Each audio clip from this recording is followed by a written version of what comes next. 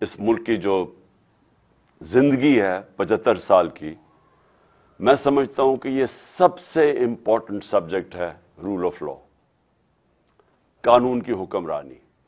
اگر میں ایک چیز، اگر میرے سے کوئی پوچھے نا کہ وہ کون سی ایک چیز ہے جو ملک کو جس دلدل میں ہم دھستے جا رہے ہیں اس سے نکالے گا، وہ ہے رول آف لا۔ یہ لوگوں کو بڑی غلط فہمی ہے کہ جناب آپ اکنامکلی ایک دم ایشین ٹائیگر بن جائیں گے، آپ چائنا کی طرح ترقی کر سکتے ہیں، آپ لاہور کو پیرس بنا سکتے ہیں۔ یہ ہم نے ساری چیزیں سنی ہوئی ہیں۔ اس سب کے پیچھے جب تک ایک ملک کے اندر انصاف نہیں ہے، رول آف لا نہیں ہے، کوئی بھی ملک، میں نے آج تک دنیا میں 70 سال کی اپنی زندگی میں کسی ملک کو خوشحال نہیں ہوتے دیکھا جس میں رول آف لا نہیں ہے۔ اور میں نے کبھی ریسورسز کے باوجود، وسائل کے باوجود، میں نے کبھی کسی ملک، جس ملک کے اندر رول آف لا نہیں ہے، جتنی مرضی آپ وسائل آپ دے دیں، میں نے وہاں خوشحالی نہیں دیکھی۔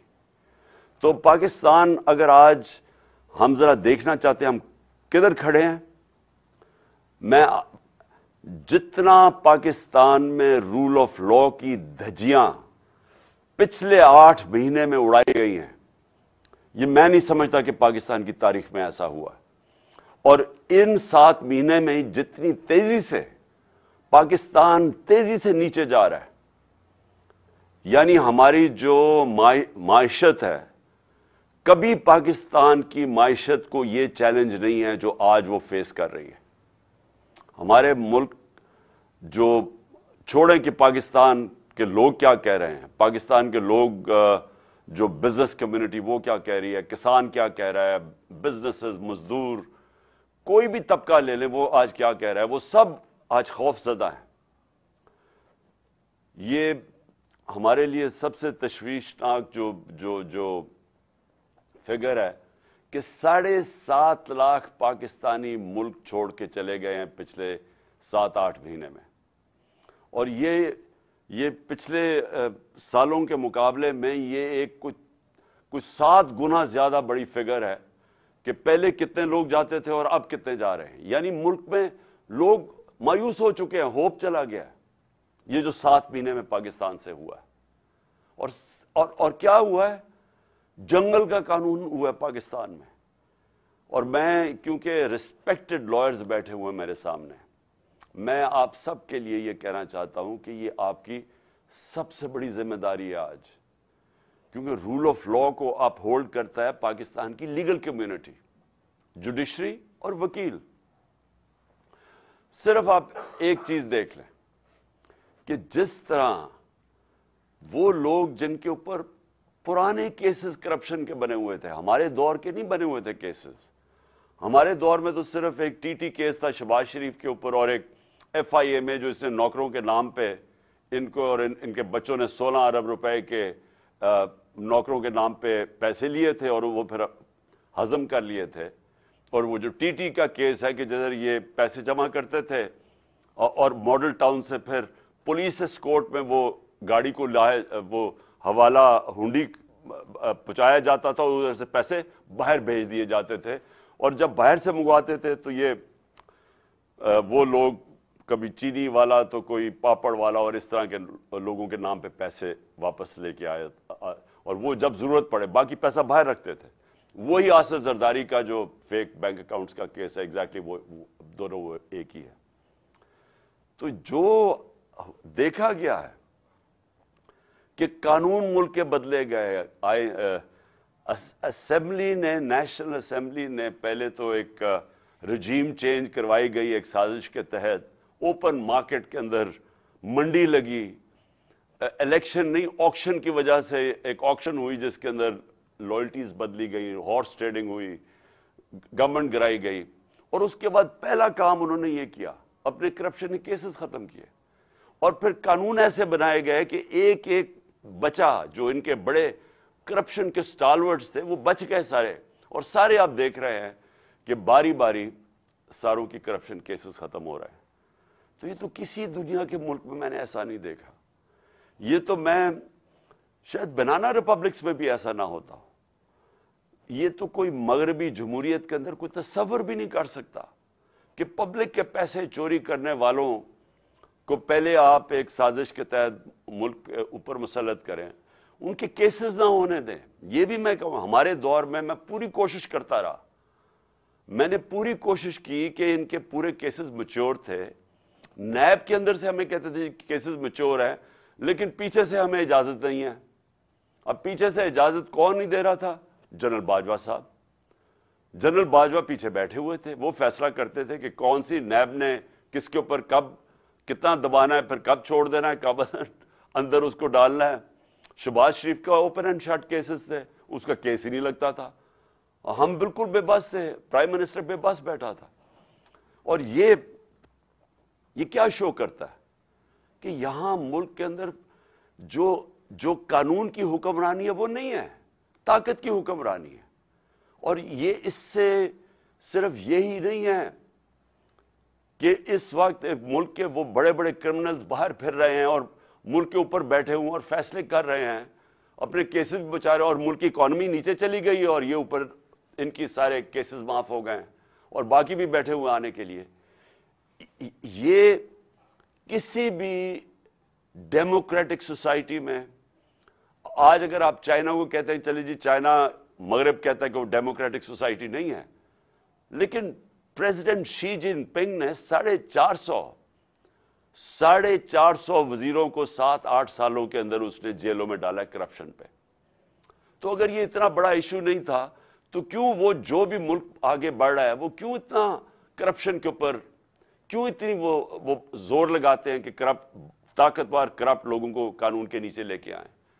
क्योंकि यही एक सक्सेस होता है एक माशरे की, जिसको लेवल प्लेइंग फील्ड कहते हैं।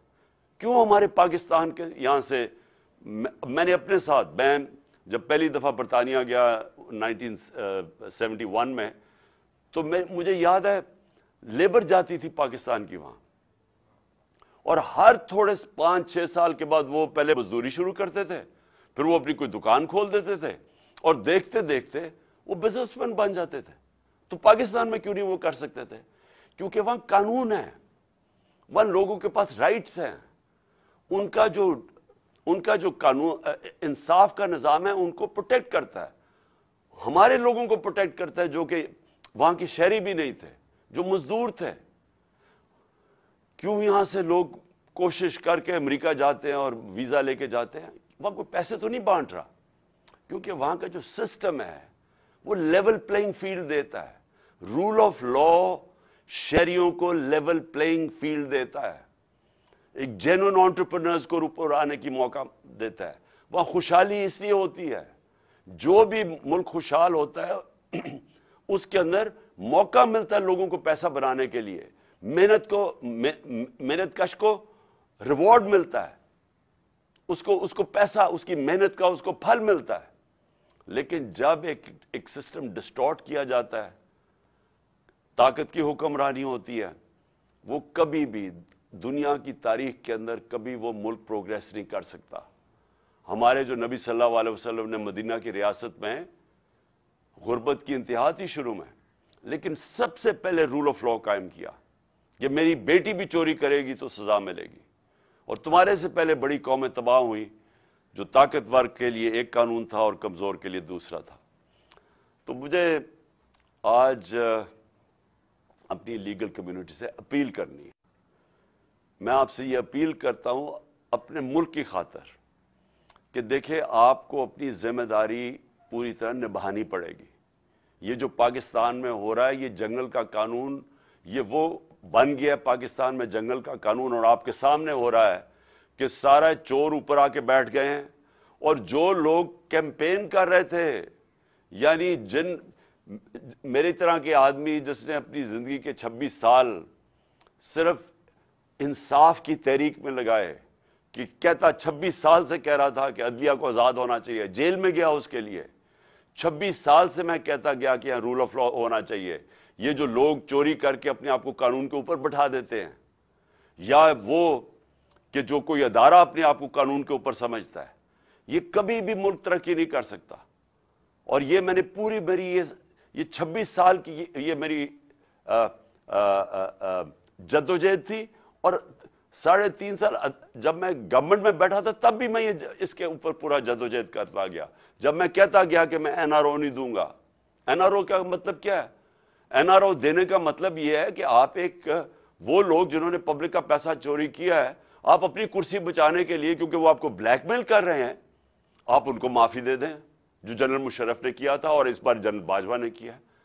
तो ये इससे ज्यादा मुल्क से मैं कहता था मैं गद्दारी करूंगा अपनी कौम से कि अगर मैं इन लोगों को एनआरओ दूंगा, जिनको आज एनआरओ मिल गया। और आपकी सबके सामने कभी भी ऐसा नहीं हुआ कि एक मार्च के अंदर पाकिस्तान की इकोनॉमिक सर्वे की फिगर्स पढ़ लें कि हर तरह इकोनॉमिक ग्रोथ पाकिस्तान की 6%, रिकॉर्ड हमारी एक्सपोर्ट्स थी, रिकॉर्ड टैक्स कलेक्शन थी, रिकॉर्ड रेमिटेंसेस थी, 4 फसलें रिकॉर्ड थी, किसान खुशहाल था, सर्विस सेक्टर आगे जा रहा था।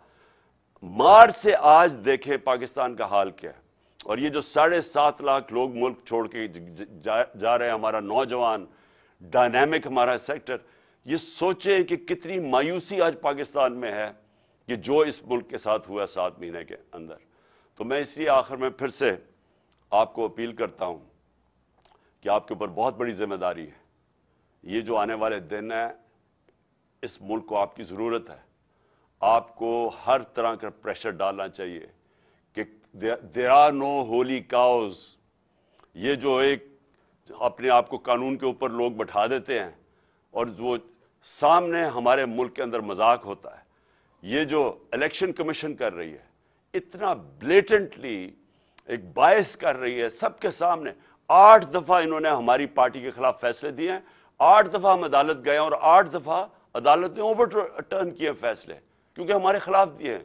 तो ये जो सारा एक पूरा क्लीक बना हुआ है, माफिया बना हुआ है, इस मुल्क को सिर्फ इनका मकसद रूल ऑफ लॉ खत्म करना है। इसलिए कि जब तक रूल ऑफ लॉ है तो तब तक इनके सामने रुकावटें हैं। रूल ऑफ लॉ खत्म हुआ तो ये और इनके बच्चे इस मुल्क के ऊपर हावी हो जाएंगे। और ये आपके ऊपर जिम्मेदारी है। मैं इंशाअल्लाह, मेरी तो कमिटमेंट है, जब तक मैं जिंदा हूं मैं इनका मुकाबला करूंगा और रूल ऑफ लॉ के लिए लड़ूंगा।